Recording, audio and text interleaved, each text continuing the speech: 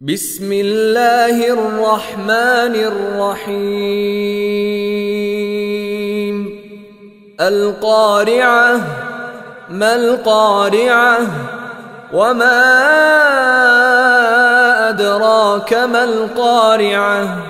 يوم يكون الناس كالفراش المبثوث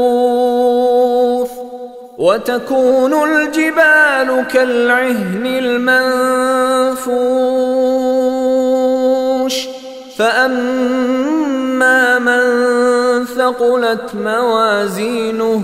فهو في عيشة راضية وأما من خفت موازينه فأمه هاوية وما أدراك ما هي نار حامية